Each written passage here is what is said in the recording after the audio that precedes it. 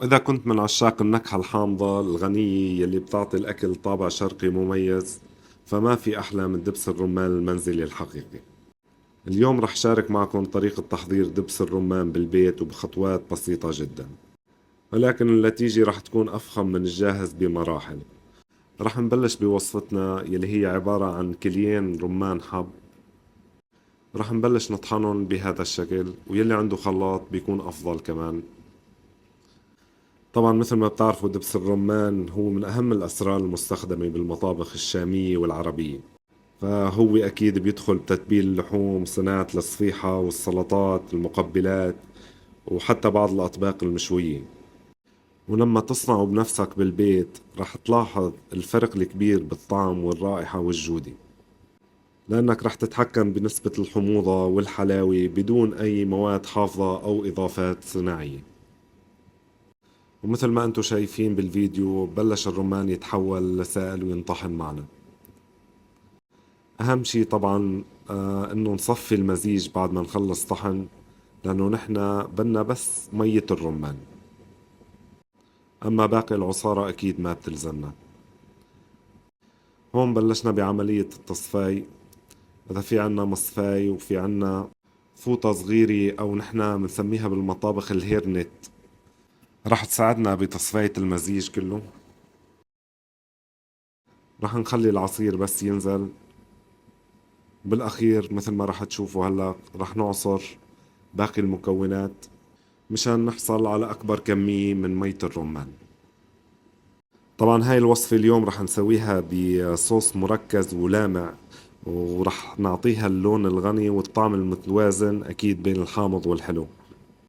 ولازم ننتبه كثير من طعم الرمان يلي فرطناه، يعني إذا كان حامض فراح نحط له سكر، وإذا كان حلو راح نحط له ليمون معصور. هون بعد ما تقريبا صفينا كل كمية الرمان، هذا الحثمل أو الزيادات من الرمان نرجع بنعصرهم لمنه ناخد المي تبعهم. وهيك تقريبا بنكون حصلنا على لتر من كليين رمان حب. وهون بلشنا بمرحلة الجد.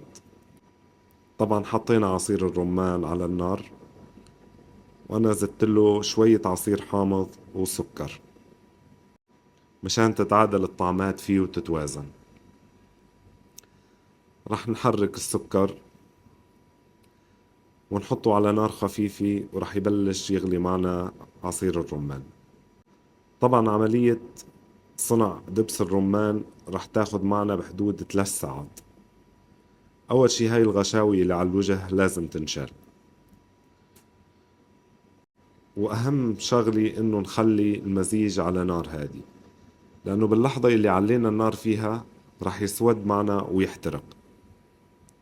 وهون تقريبا بعد ساعة رح يبلش يتحول اللون للون الأسود الغامق. هون رح نفحصه. هي طريقة الفحص على صحن أبيض.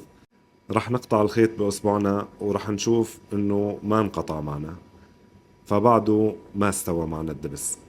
هيك تقريبا بعد 2.5 ساعة كمان رح نرجع نجرب مرة ثانية. رح تشوفوا الكثافة على الصحن، وهيك بيكون صار جاهز معنا دبس الرمان.